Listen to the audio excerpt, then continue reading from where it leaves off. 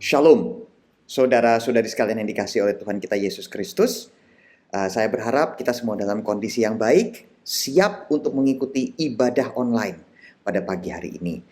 Kita akan merenungkan lebih jauh kebenaran firman Tuhan, dan sebelum kita merenungkannya, saya mengajak kita semua untuk bersama-sama berdoa mempersiapkan hati dan pikiran kita untuk menerima benih-benih kebenaran firman-Nya. Mari kita berdoa. Bapa di surga, kembali hamba dan jemaat-Mu yang akan mengikuti secara online kembali menghadap kehadirat-Mu. Di pagi hari yang indah ini kami sungguh mengucap syukur ya Bapa untuk kesempatan bersekutu secara online, kesempatan untuk merenungkan lebih jauh kebenaran firman-Mu. Kiranya Kau berkati, Kau urapi hati dan pikiran kami ya Bapa, baik hamba-Mu yang menyampaikan ataupun jemaat-Mu yang mendengar, agar benih-benih kebenaran firman-Mu dapat tumbuh, berkembang, berakar kuat di dalam hati dan pikiran kami dan hidup kami. Pikiran kami menjadi lahan yang subur bagi benih-benih kebenaran firman-Mu untuk dapat bertumbuh kuat, berakar kuat, menghasilkan kehidupan yang sesuai dengan kehendak dan rencana-Mu. Terima kasih Bapa, berfirmanlah karena hati kami sudah terbuka dan telinga kami sudah siap untuk mendengar. Hanya di dalam nama Tuhan Yesus Kristus Allah yang hidup, kami sudah berdoa dan mengucap syukur. Haleluya. Amin. Nah, saudara-saudara sekalian yang dikasihi oleh Tuhan kita Yesus Kristus, kebenaran firman Tuhan kita pada pagi hari ini saya berikan tema penyembah yang benar. Penyembah yang benar. Ayat firman-Nya terambil dari kitab Yohanes 4 ayat 23 dan 24. Firman Tuhan kita pada pagi hari ini akan terambil dari kitab Yohanes 4 ayat 23 sampai dengan 24. Demikian bunyinya. Tetapi saatnya akan datang dan sudah tiba sekarang bahwa penyembah-penyembah benar akan menyembah Bapa dalam roh dan kebenaran. Sebab Bapa menghendaki penyembah-penyembah demikian. Allah itu roh, dan barang siapa menyembah Dia harus menyembahnya dalam roh dan kebenaran. Amin. Nah, saudara-saudara sekalian yang dikasihi oleh Tuhan kita Yesus Kristus, dalam kehidupan orang percaya, seringkali kita mengalami godaan, bukan? Kita mengalami ujian yang menyebabkan kita tuh kadang-kadang malas atau enggan untuk menyembah, untuk beribadah. Kepingin menyembah, tetapi karena satu dan lain hal, akhirnya kita hanya menyembah Tuhan di hari Minggu saja. Kepingin ibadah di hari Minggu, kok hujan ya di luar? Aduh males deh pergi ke gereja. Nah, pencobaan itu datangnya dari iblis, bahkan terkadang kita dicobai oleh diri kita sendiri. Ya. Atau bisa juga ujian datang dari Tuhan. Nah, tentu saya terus berdoa supaya kita semua dan keluarga kita dapat menang dan memutuskan untuk tetap menyembah Tuhan, tetap beribadah. Amin ya, saudara-saudara sekalian. Nah, di dalam kitab Yohanes 4 ayat 23 sampai 24 yang kita baca tadi, akan dikatakan tetapi saatnya akan datang dan sudah tiba sekarang bahwa penyembah-penyembah benar akan menyembah Bapa dalam roh dan kebenaran. Sebab Bapa menghendaki penyembah-penyembah demikian. Allah itu roh, dan barang siapa menyembah Dia harus menyembahnya dalam roh dan kebenaran. Nah, di ayat 23 dikatakan mengenai penyembah-penyembah yang benar. Kalau kita bicara mengenai penyembah-penyembah benar atau true worshipers, berarti kan ada penyembah-penyembah yang tidak benar, bukan? Atau false worshipper.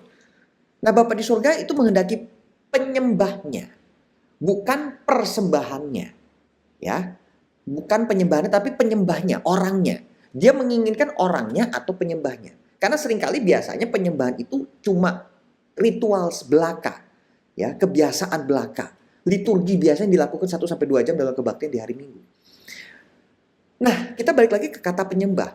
Apa sih pengertian kata penyembah itu? Kalau penjudi itu artinya orang yang suka berjudi. Apa aja bisa dijudiin sama tuh orang. Termasuk bertaruh siapa yang khotbah pagi ini. Kalau pendetanya kok belum datang-datang juga ya, siapa kira-kira yang gantiin? Ayo, ya. Ayo, oh enggak kita taruhan yuk 20.000. Siapa? Hari ini pasti si Pak Budi yang khotbah gantiin Pak pendetanya. Karena dia penjudi, apa aja dijudiin begitu. Nah, kalau pemabuk, apa artinya? Itu artinya orang yang suka mabuk. Dimanapun dia berada, kecenderungannya ya, dia maunya mabuk, dia cari minuman beralkohol. Kalau pebisnis, ya berarti orang yang suka bisnis atau punya insting bisnis yang kuat. Di mana-mana dia bisa melihat peluang bisnis. Ya, saudara-saudara.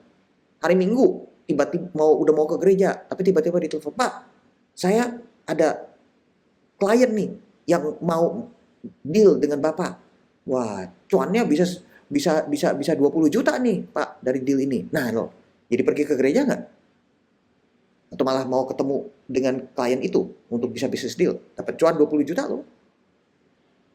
Ya, Saudara, bingung kan? Nah, kalau penyembah itu artinya ya orang yang menyembah. Penyembah Tuhan itu berarti kan menyembah Tuhan. Jadi tidak ada hari tanpa menyembah Tuhan, bukan? Tiap hari artinya menyembah. Nah, sekarang Bapak-bapak atau Ibu sekalian menyembah Tuhan tiap hari atau seminggu sekali? Ya, jawab sendiri ya. Nah, inilah goal kita saudara-saudara, untuk menjadi penyembah yang benar.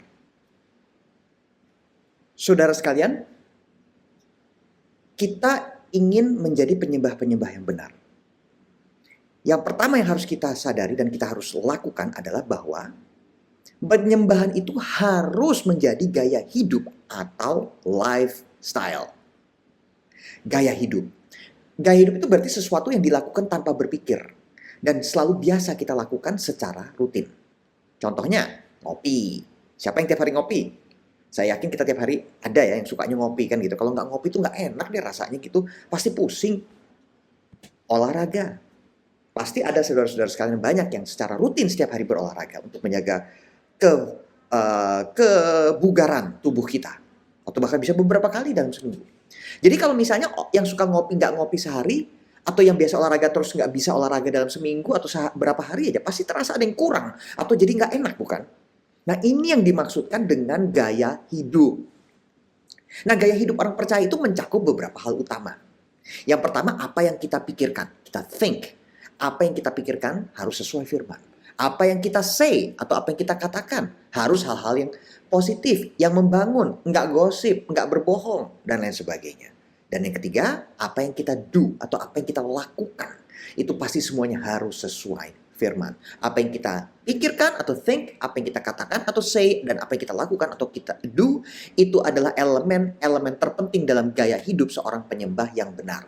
Kalau gaya hidupnya sudah menyembah, maka secara otomatis penyembahan itu akan menjadi sesuatu yang mudah dilakukan. Kalau nggak menyembah atau belum menyembah, pasti di dalam kehidupan orang percaya itu ada sesuatu yang kurang. Nah, contohnya aja, siapa di sini kalau bangun tidur atau mau tidur berdoa dulu? Pasti kalau belum berdoa atau lupa berdoa pasti nggak enak jadinya gitu. Ada yang kurang deh gitu rasanya. Ya, atau malah nggak terlalu masalah. Ya, mulai doa sebelum tidur, aminnya besok pagi, gitu kan? Ya, nggak doa nggak apa-apa deh, sekali-sekali atau beberapa kali juga it's okay lah, Tuhan juga pasti mengerti. Apa begitu? Tentu saja tidak, bukan saudara-saudara. Karena Bapa itu bukan mencari hanya penyembahannya atau persembahan yang kita berikan. Tapi Bapak itu mencari penyembah-penyembahnya, orangnya. Penyembah-penyembah yang benar, orangnya. Karena kalau sudah jadi penyembah, sudah pasti akan melakukan penyembahan. Tetapi seringkali sulit bukan untuk melakukan penyembahan yang benar. Kenapa ya jadi susah? Ya, contohnya aja misalnya nih. Kalau di hari Minggu kita mau ngajak anak istri ke gereja. Atau ngajak sanak saudara. Atau ngajak orang tua kita. Pasti ada aja yang telat. Sulit deh untuk mau ke gereja tepat waktu itu aja sudah sulit, bukan?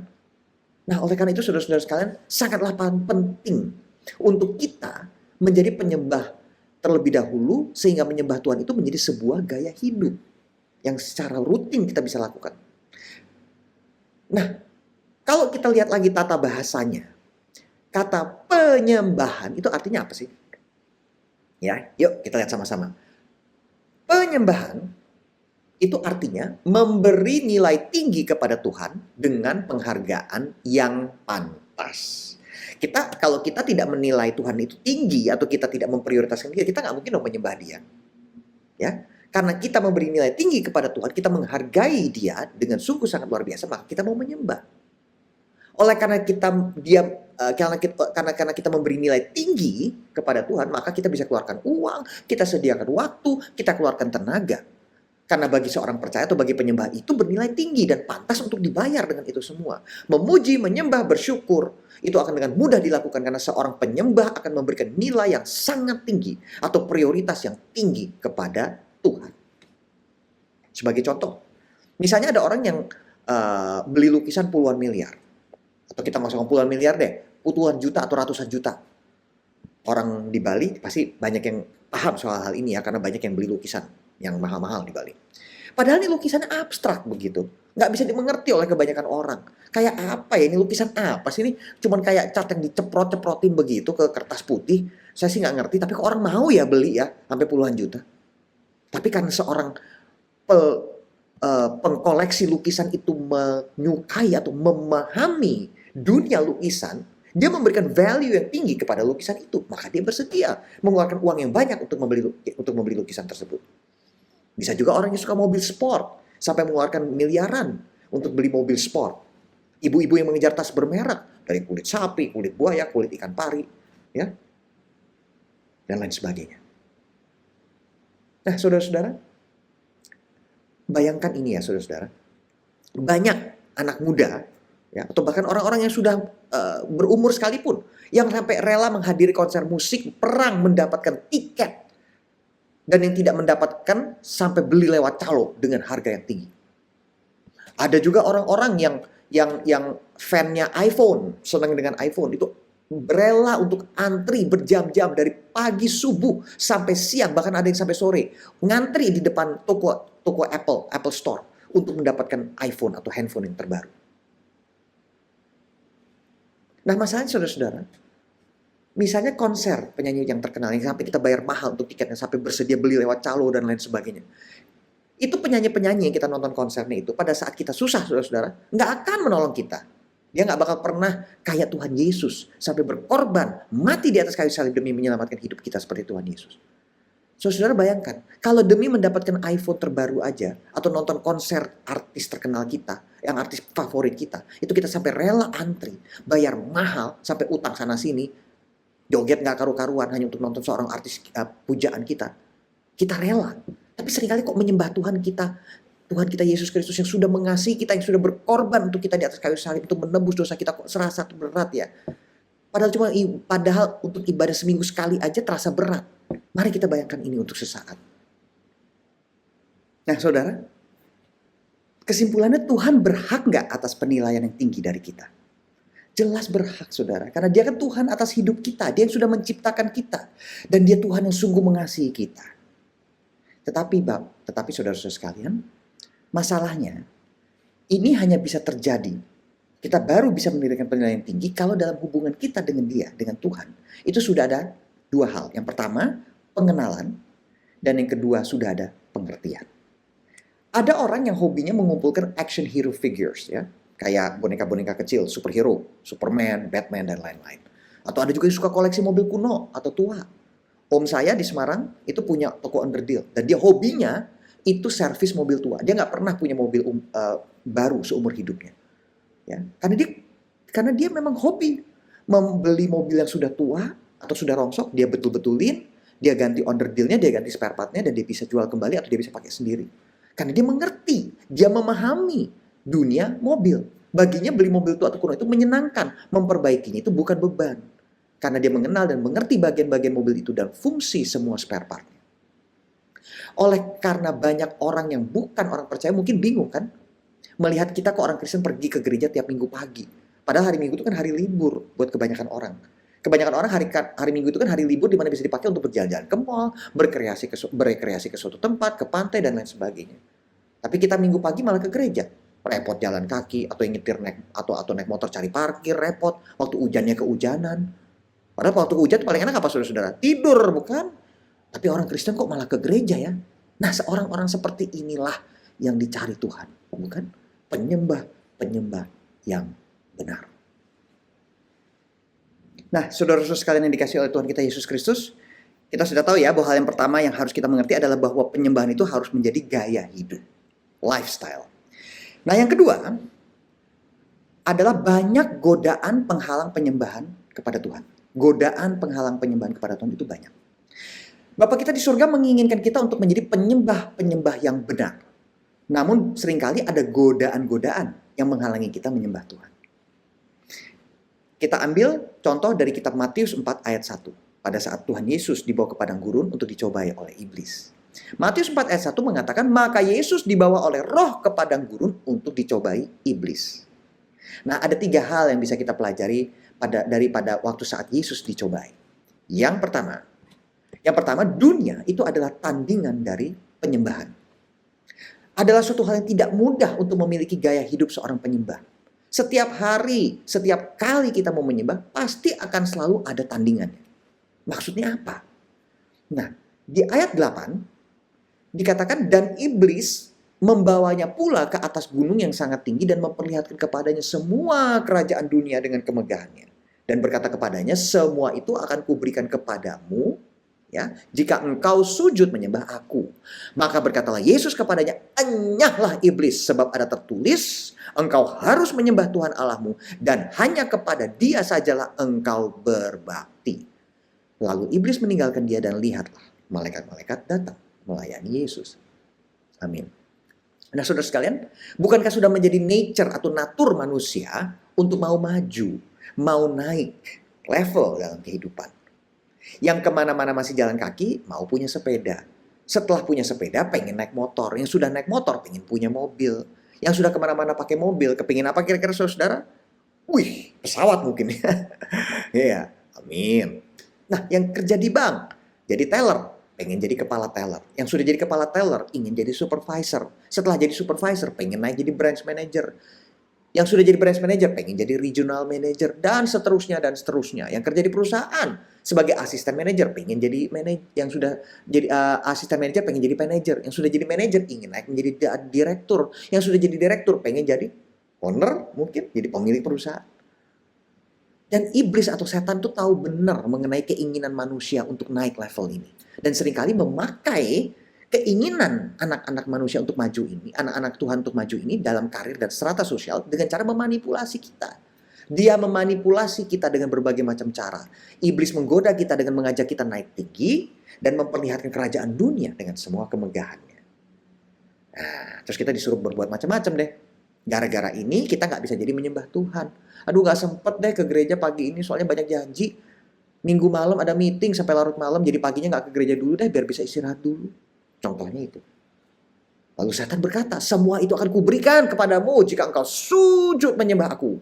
Jika engkau memberikan semua waktumu, semua tenagamu, semua uangmu untuk mengejar semua ambisi dan keinginan kita, maka semua impian kita akan diberikan oleh iblis. Saudara-saudara sekalian yang dikasih oleh Tuhan kita Yesus Kristus, kita semua tahu bahwa iblis itu adalah raja dari segala dusta, raja dari segala kebohongan, dan dia ingin menjatuhkan kita, menjauhkan kita dari Tuhan kita.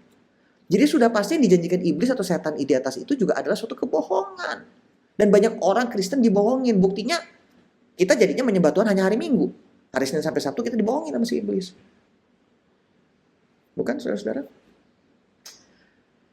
Dalam kitab 1 Yohanes 2 ayat 15 dikatakan, janganlah kamu mengasihi dunia dan apa yang ada di dalamnya. Jikalau orang mengasihi dunia, maka kasih akan Bapa tidak ada di dalam orang itu. Selanjutnya di ayat 16-nya, 1 Yohanes 2 ayat 16, sebab semua yang ada di dalam dunia, yaitu keinginan daging dan keinginan mata, serta keangkuhan hidup, bukanlah berasal dari Bapa, melainkan dari dunia. Dan di ayat 17, dan dunia ini sedang lenyap dengan keinginannya, tetapi orang yang melakukan kehendak Allah tetap hidup selama-lamanya. Kehendak Allah apa? Kehendak Allah atau Bapa kita di surga itu menghendaki kita untuk menjadi penyembah-penyembah yang benar. Dan orang yang melakukan kehendak Allah dengan cara menjadikan penyembahan sebagai gaya hidup itu bukan hanya menyembah di hari Minggu. Tetapi Senin, Selasa, Rabu, Kamis, Jumat, Sabtu terus menyembah Tuhan. Maka dia akan tetap hidup selama-lamanya. Amin, saudara-saudara sekalian. Yakobus 4 ayat 4 mengatakan, hei kamu orang-orang yang tidak setia. Tidakkah kamu tahu bahwa persahabatan dengan dunia adalah permusuhan dengan Allah? Jadi barang siapa hendak menjadi sahabat dunia ini, ia menjadikan dirinya musuh Allah. Bagaimana musuh bisa menyembah Allah, saudara-saudara? Ya, kita harus bersahabat dulu dengan Allah. Erat dulu hubungannya dengan Allah. Mengenal Allah. Baru kita bisa dengan mudah menyembah Dia. Nah, saudara-saudara, di dalam kitab Matius 6 ayat 24 dikatakan apa? Tuhan Yesus mengatakan, tak seorang pun dapat mengabdi kepada dua Tuhan. Karena jika demikian, ia akan membenci yang seorang dan mengasihi yang lain. Atau ia akan setia kepada yang seorang dan tidak mengindahkan yang lain. Kamu tidak dapat mengabdi kepada Allah dan kepada Mamon. Posesi mamon atau harta, ya, itu disamakan dengan Tuhan. Karena jika demikian ia akan membenci yang seorang dan mengasihi yang lain. Nah, tadi hari Minggu pagi antara pergi ke gereja sama dapat cuan 20 juta, pilih yang mana? Ya. Ya, mudah-mudahan nanti setelah khotbah ini saudara bisa milih yang pergi ke gereja tetap ya, gitu ya. Janjian dengan kliennya nanti diundur aja gitu. Nah, saudara-saudara, kita harus ingat bahwa penyembah-penyembah yang benar itu mengenal Tuhan dengan baik. Dia erat hubungannya dengan yang baik. Ya, ingat bahwa dunia ini sedang lenyap dengan keinginannya. Tetapi Tuhan yang mengasihi kita akan selalu ada untuk selama-lamanya. Dia akan terus mengasihi kita untuk selama-lamanya. Hal yang kedua, penghalang penyembahan itu harus disingkirkan. Nah, kalau dunia ini atau hal-hal yang sering kita lakukan di dunia ini menjadi penghalang penyembahan, apakah terus itu berarti urusan duniawi kita tinggalkan begitu saja? Ya. Oh, ya udah personal trainer atau PT kita yang biasa ngajar kita fitness udah kita pecat aja deh. Ya. Atau kita pekerjaan kita ya udah deh kita nggak usah punya kerjaan, kita quit pekerjaan kita atau toko kita buka setengah hari aja deh supaya kita pasti punya waktu untuk penyembahan. Ya bukan berarti begitu juga saudara-saudara. Ya. Ingat di Matius 4 ayat 10a dikatakan, maka berkatalah Yesus kepadanya, enyahlah iblis. Iblis yang mengganggu Tuhan Yesus dan mencobai dia, lalu disuruh enyah, diusir sama Tuhan Yesus. Lalu di ayat 11-nya dikatakan, lalu iblis meninggalkan dia dan lihatlah malaikat-malaikat datang melayani Yesus. Arti ayat ini apa saudara-saudara? Arti ayat ini adalah bahwa kita sebagai anak-anak Tuhan, itu kan diberikan kuasa untuk mengatur waktu. Kuasa untuk mengatur jadwal. Yang punya janji jam 7, ya jam 6 kalau bisa udah bangun. Kurangin waktu nonton drakornya. Drakor Koreanya itu dikurangin. Supaya tetap ada waktu untuk menyembah Tuhan. Pergi ke gereja tidak terlambat. Waktu untuk bersaat teduh dan lain sebagainya. Kita punya kuasa, Tuhan, saudara-saudara, untuk mengatur jadwal kita. Dan kita punya kuasa untuk mengatur waktu kita. Supaya kita punya waktu menyembah Tuhan. Nah, saudara-saudara sekalian dikasih Tuhan kita Yesus Kristus, sebentar lagi Natal akan tiba. Dan akan datang waktu liburan Nataru, ya, Natal tahun baru. Jangan sampai waktu liburan penyembahan kita juga ikut libur, kan? Ya, jangan sampai itu. Wah, libur Natal, penyembahan juga jadi ikut libur. Libur tahun baru, ya udah, nyembahnya juga ikut libur. Kan libur anak sekolah. Nah, terus pertanyaan Tuhan pernah nggak, saudara-saudara, libur memberikan kita nafas, libur menjagai kita? Itu nafas yang kita hirup setiap hari, oksigen yang kita hidup setiap hari. Pernah nggak Tuhan libur memberikan kita itu? Ya. Jadi tugas kita sebagai orang tua adalah mengingatkan kepada anak-anak kita, kepada keluarga kita, istri kita. Istri mengingatkan suami untuk jangan pernah lupa berdoa dan beribadah walaupun pada saat libur. Karena kita yang punya kuasa. Kita yang punya kuasa untuk mengatur supaya dunia tidak menjadi penghalang penyembahan kita. Contohnya malam sebelum nonton TV atau sebelum nonton drakor, ya ibadah dulu. Sebagai tanda bahwa kita memprioritaskan Tuhan dalam hidup kita. Hindari kita mengatakan, saya nggak punya waktu deh. Karena itu nggak sopan terhadap Tuhan, saudara-saudara sekalian. Mau orang kaya, orang miskin, orang besar, orang kecil, orang keren, orang jelek, orang tinggi, orang pendek. Semuanya sama dikasih Tuhan 24 jam dalam satu hari dan 7 hari dalam seminggu. Jadi jangan membiasakan berkata bahwa saya tidak punya waktu. Ya, kita harus selalu punya waktu terhadap Tuhan kalau kita ingin menjadi penyembah yang benar. Amin, saudara-saudara? Ya, amin. Nah, saudara-saudara sekalian yang dikasihi oleh Tuhan kita Yesus Kristus, yang ketiga, penyembahan itu adalah suatu keharusan. Matius 4 ayat 10b mengatakan, sebab ada tertulis, engkau harus menyembah Tuhan Allahmu dan hanya kepada Dia sajalah engkau berbakti. Engkau harus menyembah Tuhan Allahmu dan hanya kepada Dia sajalah engkau berbakti. Saudara, setiap kali ada sesuatu yang menjadi penghalang penyembahan kepada Tuhan, harus sebisa mungkin kita atur ulang. Kita reschedule. Ya. Contohnya, pada saat saya dan istri sebagai orang tua, itu diajak ketemuan ya dengan education counselor ya atau konselor pendidikan untuk anak-anak. Kita diajak Zoom meeting dan lain sebagainya. Kalau itu menghalangi atau bertepatan dengan waktu kita ibadah, maka harus kita reschedule. Saya sering kali melakukan hal tersebut. Misalnya pas Minggu pagi diajak ketemuannya lewat Zoom. Saya akan bilang, tolong dipindah.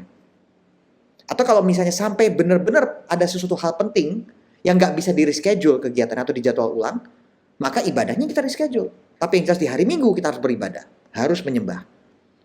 Ya, kita dikasih Tuhan kuasa, saudara-saudara, untuk mengatur waktu kita.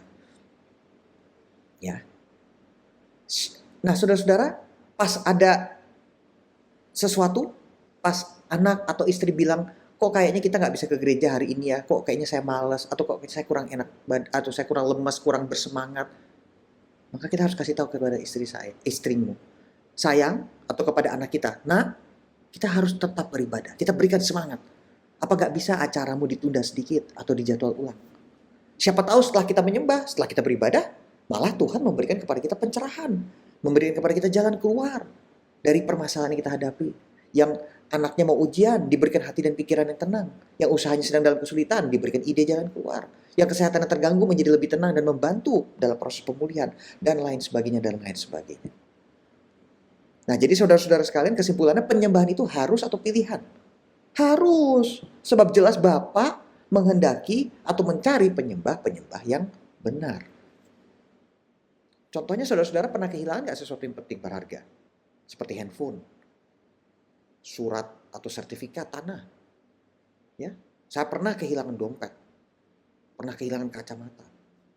Waduh, apalagi kalau kehilangan dompet itu saudara-saudara, atau kehilangan handphone, itu sesuatu yang sangat penting. Kita bisa jadi stres dibikin olehnya. Nah, Bapak kita di surga pada hari Minggu juga akan mencari-cari nih, mana nih penyembah-penyembahku yang benar. Kalau kita yang ngilang, bagaimana? Ya, saudara-saudara.